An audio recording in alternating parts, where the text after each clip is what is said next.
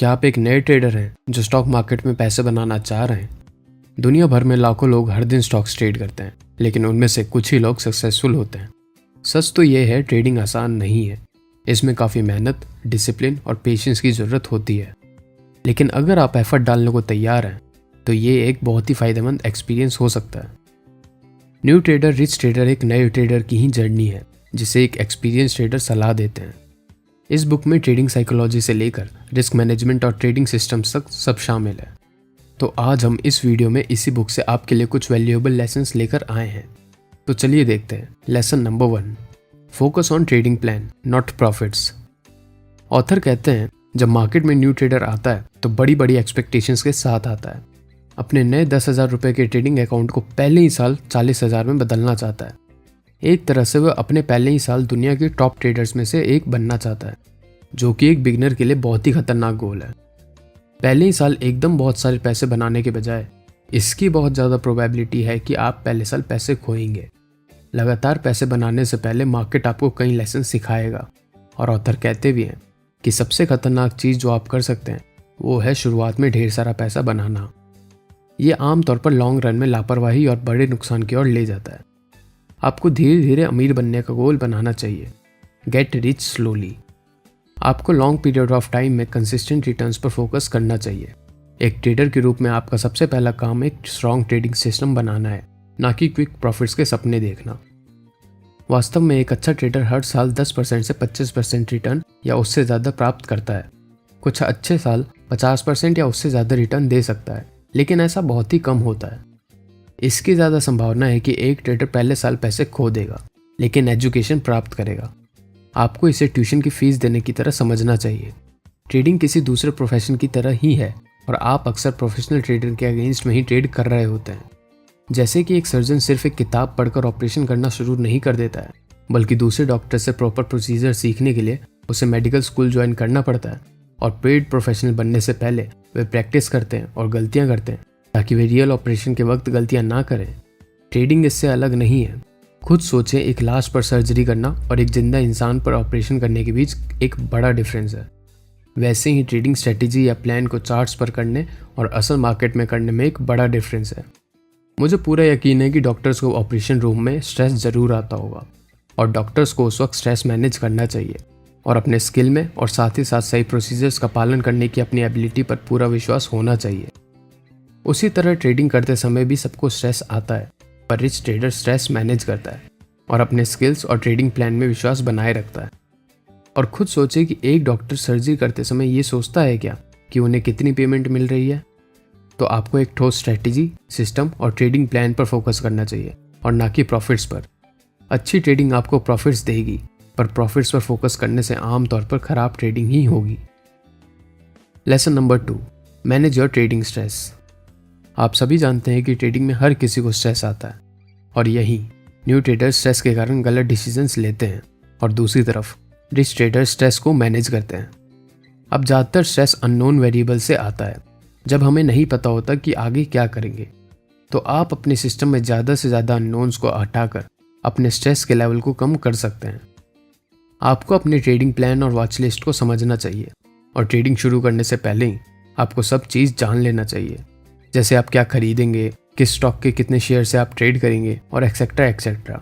इनके अलावा आपको ट्रेड प्लेस करने से पहले आपके पास एक एग्जिट स्ट्रेटेजी होनी चाहिए कि आप कैसे और कब और क्यों प्रॉफिट्स लेंगे और आपका स्टॉप लॉस क्या होगा।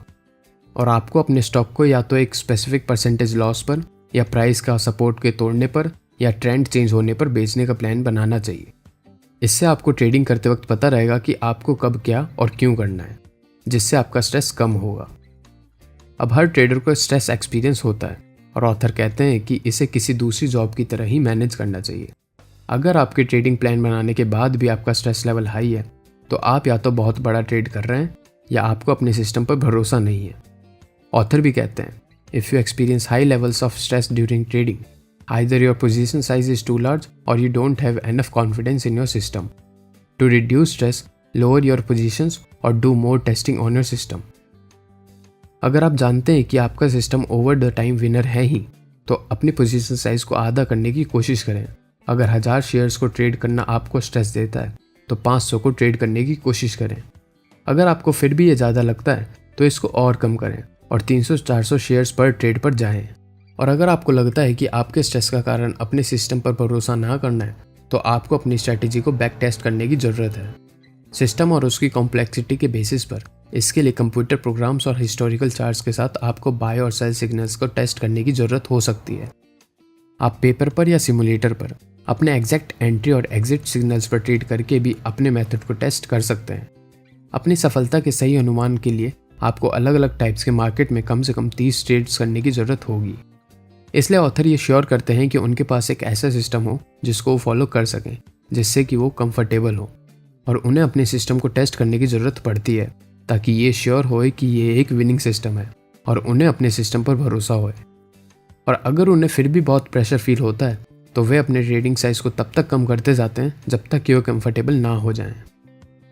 आपके पास उन चीज़ों के आउटकम को कंट्रोल करने का प्लान होना चाहिए जिन्हें आप कंट्रोल कर सकते हैं, जैसे stop loss, trailing stops, position size, timing और टेक्निकल इंडिकेटर्स। आपको अपने ट्रेड किए जा रहे स्टॉक की वॉलेटिलिटी के साथ कंफर्टेबल होने की ज़रूरत है। ट्रेडर्स के पास एक ऐसे ट्रेडिंग स्टाइल की ज़रूरत होती है जो उनकी पर्सनैलिटी के कंपैटिबल हो। कुछ ज़्यादा एग्रेसिव ट्रेडर्स ऐसे स्टॉक्स पसंद करते हैं जो बहुत मूव करता है और उन्हें बड़ा प्रॉफिट देने की क्षमता रखता है। दूसरों को स्टेडी प्रेडिक्टेबल स्टॉक्स पसंद है। कुछ लोग डे ट्रेडिंग करना पसंद करते हैं, जबकि दूसरे ऐसे सिस्टम पसंद करते हैं जिन्हें महीने में सिर्फ कुछ बार एडजस्टमेंट करने की ज़रूरत होती है। इंपॉर्टेंट बात यह है कि आप एक ऐसे सिस्टम पर ट्रेड करें जो आपको कंफर्टेबल लगे और प्रॉफिटेबल हो। अगर आप दिमाग में स्ट्रेस्ड आउट हैं तो या तो आपके सिस्टम में भरोसा कम है या आपको अपने नॉलेज और एबिलिटीज़ पर कॉन्फिडेंस नहीं है। नहीं तो हो सकता है कि आपके दिमाग की शांति के लिए आपको पोजीशन साइज बहुत बड़ा हो। तो अल्टीमेटली ट्रेडिंग स्ट्रेस मेनली 2 चीज़ों में से एक के कारण होता है, या तो ये नहीं पता होना कि करना क्या है, या ये पता होने के बाद उसे करने से डरना। स्टॉप लॉस और प्रॉपर पोजीशन साइजिंग का यूज़ करके पर ट्रेड अपने ट्रेडिंग कैपिटल का सिर्फ 1% रिस्क उठाएं। Proper position sizing single trade पर होने वाले इमोशनल इम्पैक्ट को कम करता है। हर एक ट्रेड अगले होने वाले 100 ट्रेड्स में से एक है। अगर आप इस बात को ध्यान में रखेंगे तो ये आपको पूरी तरह से ट्रेडिंग का अलग पर्सपेक्टिव देगा। और याद रखना, अगर आप नहीं जानते कि क्या करना है तो कुछ भी मत करें। Lesson number 3, be patient and wait for entry and exit signals. तो आपने कभी सोचा है ओवर ट्रेडिंग और स्पॉन्टेनियस ट्रेडिंग का क्या कारण है? ये कई चीज़ों के कारण हो सकता है, जिसमें एक सॉलिड ट्रेडिंग प्लान ना होना, इम्पेशेंट हो जाना, एक्साइटमेंट ढूंढना या अभिमानी होना, और ये सोचना कि आप दूसरे ट्रेडर्स के कंपैरेटिव ज़्यादा स्मार्ट है। ये सब के कारण हो सकता है। ऑथर्स भी कहते हैं कि आपको केवल पैसे कमाने के लिए ट्रेड करना चाहिए, ना कि एंटरटेनमेंट के लिए और ना खुद को कुछ साबित करने के लिए। आपको ये समझना होगा कि प्रॉफिटेबल ट्रेडिंग अक्सर बोरिंग होती है। अगर आप पहले से जानते हैं कि आप ट्रेड में क्या करने जा रहे हैं तो इसमें एक्साइटमेंट ही क्या रहा। अगर आपके पास एक ट्रेडिंग प्लान है और एक अच्छा सिस्टम है तो कोई स्पॉन्टेनियस ट्रेड नहीं होते हैं। आप अपना समय एंट्री सिग्नल्स और एग्जिट सिग्नल्स का वेट करने में बिताएंगे। आप सीखेंगे कि सिस्टम लॉन्ग टर्म में आपको पैसा देगा और आपका ईगो शॉर्ट टर्म में पैसे खो देगा। अपने सिस्टम को ट्रेड करें, ना कि अपने ओपिनियंस को। मार्केट क्लोज होने के टाइम अपनी प्लानिंग और रिसर्च करें और मार्केट ओपन होने पर सिस्टम को ट्रेड करें। एक्सपीरियंस आपका सबसे बड़ा टीचर है। ऑब्जेक्टिव ट्रेडर्स के पास एक क्वांटिफाइड मेथड, सिस्टम, रूल्स और सिद्धांत होते हैं जिनका यूज़ वे ट्रेडिंग के लिए करते हैं। वे फैक्ट्स के बेसिस पर ट्रेड करते हैं और जहां वे बाहर निकलते हैं वो प्राइस एक्शन पर बेस्ड होता है। ऑब्जेक्टिव ट्रेडर्स के पास उनका मार्गदर्शन करने के लिए एक रिटर्न ट्रेडिंग प्लान होता है। वे objective historical price actions, charts, probabilities, risk management और अपने एज का यूज़ करते हैं। जो कुछ भी हो रहा है वे उस पर तभी रिएक्ट करते हैं जब उसे क्वांटिफाई किया जा सके। वे प्राइस एक्शन के फ्लो के साथ चलते हैं, ना कि अपने इमोशंस के फ्लो के साथ। अपने अहंकार को अपने ट्रेड से ना जोड़ें। ऐसा ट्रेडर बने जो रिस्पेक्ट और क्यूरियोसिटी के साथ इमोशनल डिस्टेंस से ट्रेड को देखता है। अगर आप अपने और ट्रेड के बीच जगह बना सकते हैं तो आप ज़्यादा एक्यूरेट और प्रॉफिटेबल होंगे। Lesson number 4, take trades that have the potential to be big wins और स्मॉल लॉसेस। क्या आपको अपना win percentage, risk reward ratio, pay off ratio, wins पर एक्सपेक्टेड गेंस, ये सब पता है?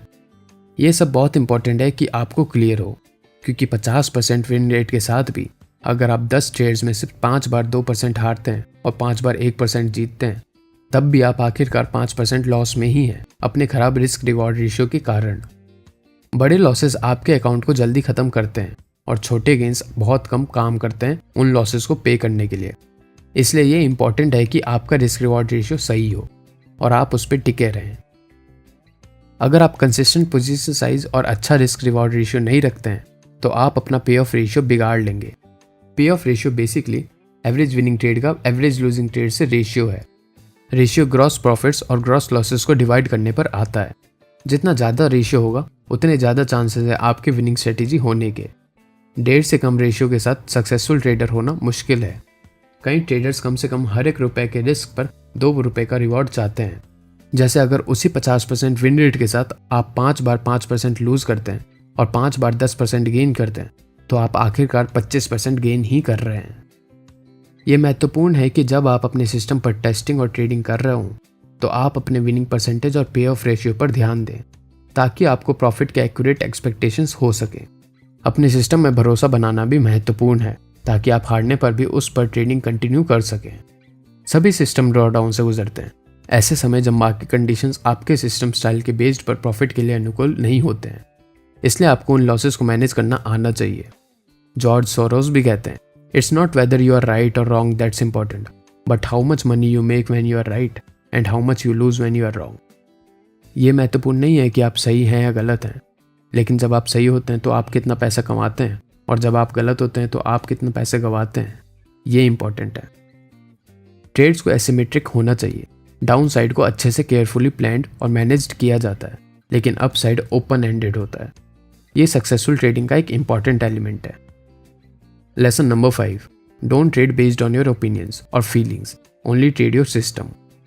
अपने सिस्टम पर तब तक ट्रेड ना करें जब तक कि आपने सॉफ्टवेयर का यूज़ करके इसको बैक टेस्ट ना किया हो और पुराने चार्ट्स को ना पढ़ा हो और रिस्क वर्सेस रिवॉर्ड पे आउट रेशियो का अच्छा आइडिया ना लग गया हो।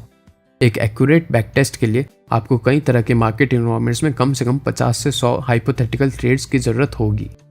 आपको ये देखने के लिए कि ये करंट मार्केट में कैसा परफॉर्म करता है और आप इसे कितनी अच्छी तरह से ट्रेड करते हैं, ये देखने के लिए आपको इसे पेपर पर या सिमुलेटर पर फॉरवर्ड टेस्ट करने की भी ज़रूरत है। तब और उसके बाद ही आप ट्रेड करने के लिए तैयार होंगे। स्टॉक मार्केट में ओपिनियंस और फीलिंग्स ज़्यादातर समय गलत होती है, लेकिन करंट ट्रेड ज़्यादातर समय सही होता है। जब आप डिसिप्लिन के साथ एक प्रूवन सिस्टम को फॉलो करते हैं तो आपके पास लॉन्ग टर्म में सही होने के ज़्यादा अच्छे चांसेस होते हैं। कुछ स्पेसिफिक स्टॉक्स में और आपके चूज़ किए हुए मेथड में एक्सपर्ट बनना आपको एडवांटेज दे सकता है। अगर आप डे ट्रेडर बनना चाहते हैं तो आपको ये समझने की ज़रूरत है कि दिन में जैसे जैसे हर घंटे बढ़ते हैं वैसे वैसे स्टॉक्स कैसे ट्रेड करते हैं, सबसे ज़्यादा वॉल्यूम में ट्रेड कब होता है और मार्केट के ट्रेंड में होने के सबसे ज़्यादा चांसेस कब होते हैं। आपकी ट्रेडिंग इन ऑब्जर्वेशंस के बेस पर होनी चाहिए।